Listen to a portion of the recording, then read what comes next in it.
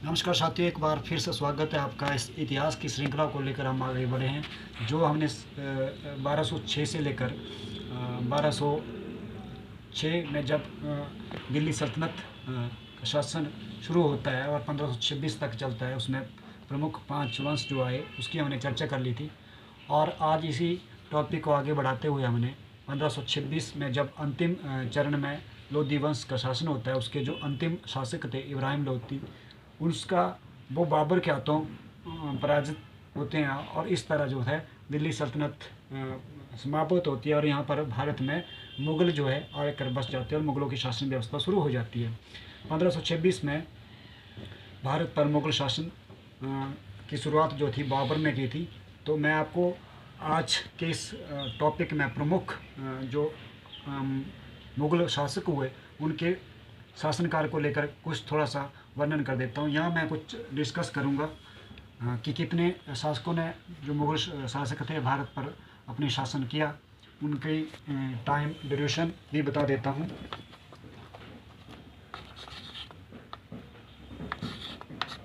कम से कम 6 शासकों के बारे में, मुग़लों के 6 प्रमुख शासक रहे थे उनके बारे में हम कर लेते हैं। सबसे पहले बाबर, उसके बाद आया हुमायूं, हुमायूं के बाद अकबर, अकबर के बाद जहांगीर, जहांगीर के बाद शाहजहां, और अंतिम शासक जो था मुग़लों का वो था औरंगजेब। इनके समय सीमा भी पूछ ली जाती कि कब से कब तक इनकी शासन किया इन्होंने।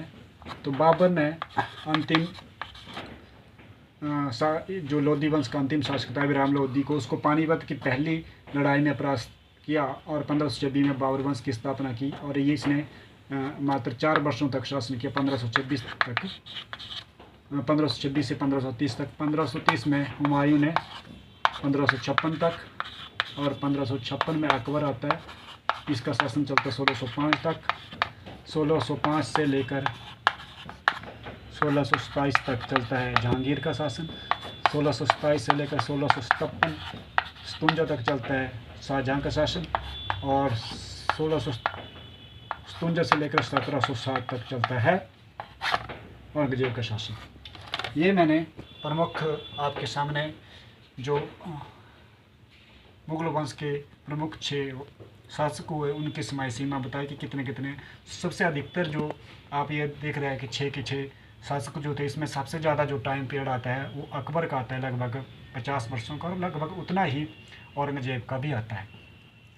कहानी यहाँ से शुरू होती है जब इब्राहिम लोधी को बाबर हरा देता है और भारत में मुग़लों का राज्य शुरू हो जाता है। यहाँ से अधिकतर जो प्रश्न बनते हैं उन्हीं को लेकर हम आज चर्चा करेंगे, क्योंकि ज़्यादा वीडियो लंबा ना हो। तो इसी को मद्देनज़र रखते हुए बाबर के बारे में हम देखते हैं। बाबर की एक खासियत रही है कि इसने जितने भी युद्ध किए अपने युद्ध में ये बिजी रहा। इसके जो 4 वर्ष थे, 26, 27, 28, 29, इसमें लगभग इसने 4 युद्ध किए और चारों के चारों युद्ध इसने जीते। 1526 में इसने युद्ध किया और इस युद्ध मैं इसके युद्धों के बारे में आपको बता देता हूँ। 1526 में पानीपत की पहली लड़ाई हुई और इस लड़ाई में इसने इब्राहिम लोधी को बुरी तरह से पराजित किया। उसके बाद इसका दूसरा युद्ध राणा सांगा के बीच में होता है 1527 में। इसमें भी बाबर को विजय मिलती है। उसके बाद इंदुर राजा मेदरी के साथ इसका युद्ध होता है 1527 में, उसमें भी बाबर विजय रहता है। उसके बाद इस अफ़गान, ये जो थे तुर्की थी, यहाँ से एक प्रश्न बनता है कि मुग़ल कौन थे, तो वो भी तुर्की थे। और इसके बाद जो होता है 1500 लास्ट का 29 में जो है अफ़गान फिर से भारत में अपना शासन व्यवस्था बनाने के लिए आते हैं, लेकिन इसमें भी बाबर की को सफलता मिलती है और बाबर भी ले जाते हैं। इसलिए चारों के चारों युद्ध जो है, पहला, दूसरा, तीसरा, चौथा, 26, 27, 28, 29 में जो 4 प्रमुख युद्ध है उसमें बाबर को विजय मिलती है। इस तरह से बाबर के बारे में फ़िलहाल इतना ही पूछा जाता है। उसकी एक ऑटोबायोग्राफी पूछ ली जाती है, इसने खुद लिखी थी ऑटोबायोग्राफी, बाबरनामा नाम करके। उसके बाद इसके बारे में एक ये पूछा जाता था कि इसको एक उपाधि दी गई थी, कलंदर की उपाधि। कलंदर की उपाधि ऐसी होती है कि इसके जो उदारवादी हृदय, जो इसके उदारवादी भावना रखता था, इस कारण इसको कलंदर की उपाधि से भी सम्मानित किया गया था।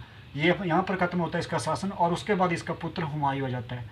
देखो जहाँ पर बाबर का विजय अभियान शुरू रहा, उसी के बाद जो इसके पुत्र था हुमायूं को, उसकी असफलताओं के लिए भी जाना जाता है। बहुत काफ़ी युद्ध हुए इसके, जो इसमें वो असफल रहा। जो मोस्टली इसके प्रश्न बनते हैं इससे लेकर कि इसने एक नगर बसाया था दीन पनाह नगर करके, वो प्रश्न पूछ लिया जाता है कि दीन पनाह नगर बसाने वाला मुगल वंश का कौन सा शासक था, तो हुमायूं। काफ़ी लंबा टाइम था इसका, 1530 से लेकर 26 तक, लेकिन काफ़ी युद्ध इसने हारे। पानी इसने इसका एक युद्ध हुआ हेमू के बीच, इसका जो एक युद्ध हुआ था चौसा का युद्ध, सॉरी मैं माफ़ी चाहूँगा, पानीपत की सेकंड लड़ाई तो अकबर के और हेमू के बीच में, लेकिन इसका जो युद्ध हुआ था वो हुआ था चौसा का युद्ध। और चौसा का युद्ध शेर खान के साथ हुआ था। शेर खान भी भारत पे अपना राज स्थापित करना चाह रहा था, तो इसी सिलसिले को लेकर वो भी भारत में अपनी शासन व्यवस्था के इसी संदर्भ में था कि वो भी भारत में अपनी सत्ता स्थापित करे। तो चौसा के युद्ध में जो था शेर खान परास्त होता है, शेर खान जो है जीत जाता है हुमायूं से। इसी दौरान 1540 में फिर पुणे एक बार प्रयास करते हैं और शेर खान फिर जीत जाता है 1540। दोनों के दोनों युद्ध में हुमायूं को हार का सामना करना पड़ता है। इसके बाद इसका पुत्र आता है अकबर 1526 में। ये जो इसका टाइम पीरियड है ये महत्वपूर्ण माना जाता है, वो क्योंकि इसने बहुत से कार्य किए और उदारवादी नीति के कारण भी अकबर को जाना जाता है। इसने जो टैक्स थे उसको ख़त्म कर दिया, एक जजिया टैक्स होता था वो भी ख़त्म कर दिया। और जो तीर्थों के लिए लोग जाते थे, जैसे हिंदू धर्म से संबंधित लोग, तो वो तीर्थ टैक्स लिए जाते थे, वो भी इसने बंद कर दिए। ये प्रश्न पूछे जाते हैं। और इसका एक संरक्षक के बारे में पूछ लिया जाता है कि अकबर के साथ कौन होता था। जो इसका संरक्षक था वो बैरम खान था, उस व्यक्ति का नाम। वो इसके साथ रहता था, चाहे युद्ध को लेकर हो या किसी और अन्य मैटर को लेकर, वो इसके साथ रहता था। इसका एक इम्पोर्टेंट ये चीज़ भी पूछी जाती है कि अकबर सभी की सभी विजय अपने युद्धों में विजयी रहा। इसका एक युद्ध जो था 1576 में पूछ लिया जाता है, जो इसका युद्ध हुआ महाराणा प्रताप के बीच में, लेकिन महाराणा प्रताप भी इस युद्ध में जो है हार जाते हैं।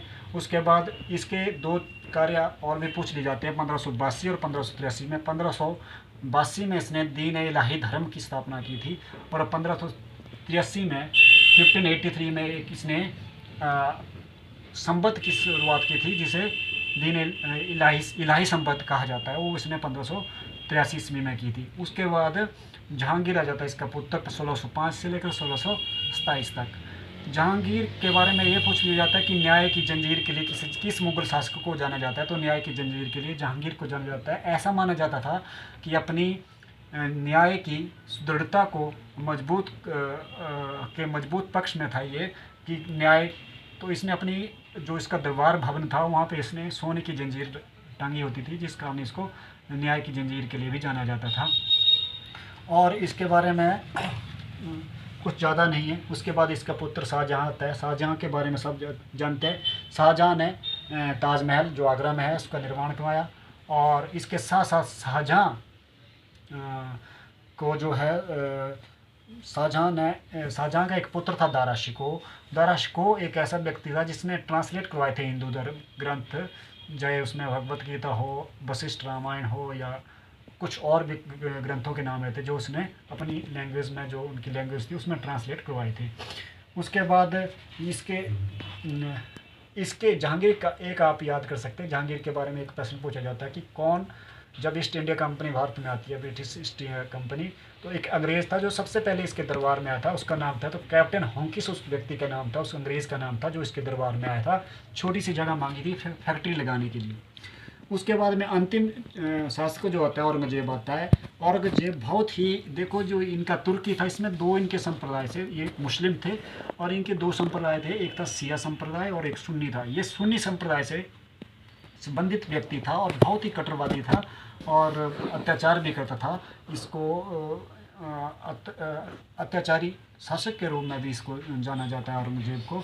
सिखों के साथ भी इसके मतभेद थे और काफ़ी लड़ाइयाँ लड़ी इसने सिखों के साथ। अब औरंगजेब को लेकर ये प्रश्न पूछा जाता है कि बेबी का मकबरा किसने बनाया था, तो बेबी का मकबरा औरंगाबाद जो महाराष्ट्र में है इसने बनाया था। और इसने जो अकबर ने जजिया टैक्स जहाँ पे माफ़ कर दिए थे, बंद कर दिए थे, वही व्यवस्था दोबारा इस व्यक्ति ने, औरंगजेब ने दोबारा फिर से शुरू कर दी थी। तो ये लगभग 200 साल जो भारत में मुग़लों की शासन व्यवस्था रही, इस पूरी व्यवस्था में ये जो 6 प्रमुख शासक रहे, बाबर, हुमायूं, अकबर, जहांगीर, शाहजहाँ और औरंगजेब, इनके बारे में आज हमने पढ़ लिया। इस सिलसिले में आगे के भारत में क्या कुछ होता है वो भी हम पढ़ेंगे। मराठा आते हैं, फिर क्या क्या होता है इनके बीच में, क्या क्या चलता है, अंग्रेज़ आते हैं, फिर पुर्तगाली आते हैं, डच आते हैं, ये पूरा का पूरा सिस्टम हम आगे इसी श्रृंखला को, इतिहास की श्रृंखला को लेकर पढ़ेंगे। तब तक के लिए नमस्कार, धन्यवाद।